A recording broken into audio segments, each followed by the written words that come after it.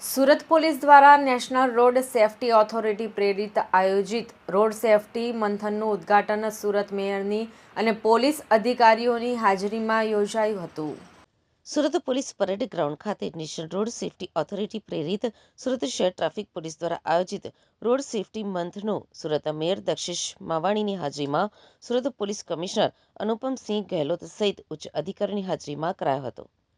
સુરતમાં road safety અંગે લોકો અને ખાસ કરીને વાહન ચાલકો જાગૃત થાય તે માટે જ આ કાર્યક્રમનું આયોજન કરાયું છે। સુરત શહેર છે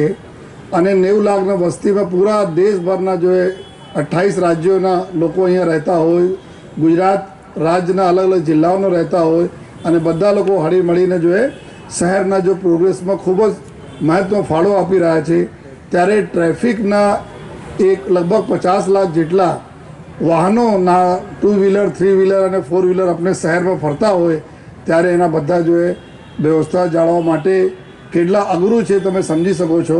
અને ગયા વખતે 2025ના વર્ષમાં 2,340 નવા વાહનોના ઉમેરા થયા છે આપણા સુરત શહેરમાં અને એના બધા લઈને જો અમારી વ્યવસ્થાઓ માટે સદૈવ એક પડકાર રહે છે, પરંતુ ટ્રાફિક પોલીસ અને એસએમસી સાથે મળીને અને આરટીઓ ડિપાર્ટમેન્ટ સાથે મળીને અમારા લોકોની પૂરા કોશિશ રહે છે કે અમારા નગરજનોને ખૂબ જ સુરક્ષિત રોડ ઉપર રાખીએ। વાત જ્યારે આવી ત્યારે ગેહલોતજી એચએમ સાહેબને બેઠા હતા ત્યારે વરાછા રોડની વાત આવી કે ઊભા રહેશે બધા ભાઈઓ, તો ત્યારે મને અંદરથી વિશ્વાસ નહોતો કે ઊભા રહેશે, પણ આજે મને ગર્વ સાથે એમ થઈ કે વરાછામાં પણ પબ્લિક ઊભી રહી છે।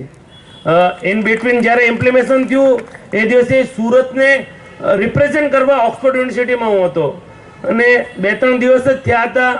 અને ગેહલોતજીનો ફોન આવ્યો કે 44 જેટલા સર્કલને રીડિઝાઇન કરવી પડશે,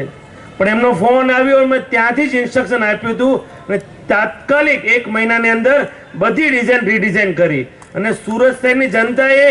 જે વિચાર નહોતો કર્યો, કોઈથી વિચાર આપને આવે જ નહીં કે આ મોજીલા સુરતીઓ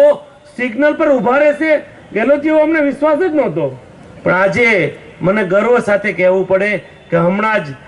નાગપુરના એક કાર્યક્રમમાં નીતિન ગડકરીએ કીધું કે ડિસિપ્લિનમાં 80 લાખની જનતા કઈ રીતે ઊભી રહે એ સુરત જઈને શીખી લો, તેમના કમિશનરને મેયરને કીધું। એટલે સુરત અત્યારે મને બીજી પણ એક વાત કહેતા આવે છે કે જ્યારે ઈ વ્હીકલની શરૂઆત થઈ, અહીંયા એચએમ પટેલ બેઠા છે, ત્યારે અમે ડેડિકેટ ઈ વ્હીકલ પોલિસી આખા દેશમાં પહેલી લોન્ચ કરી કે એમાં ટેક્સમાં રાહત આપશું। હમણે 5 વર્ષે પોલિસી પૂરી થતી હતી અને અમે રિન્યુ કરી, પણ મેં હમણાં આરટીઓમાંથી ડેટા મંગાવ્યા, મને કહેતા આનંદ થાય છે કે આખા ગુજરાતનું 35% ઈ વ્હીકલ ખાલી સુરતમાં છે।